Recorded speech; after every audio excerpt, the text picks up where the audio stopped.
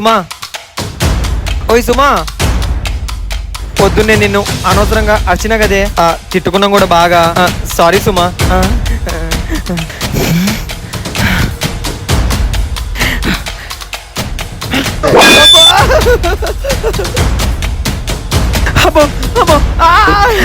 పిచ్చి పట్టిందని నీకేమైనా?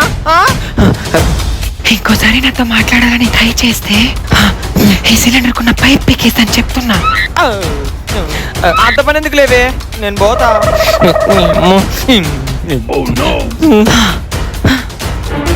గొడవలు పడినంతసేపు పడేది, మళ్ళీ వీళ్ళొచ్చి సారీ చెప్పమని నమ్మటే మా పిల్లలు అడిగిపోయి ముద్దులు పెట్టాలేమో వీళ్ళకి. దొంగన పట్ట, దొంగన పట్ట. అస్సలు కరగను.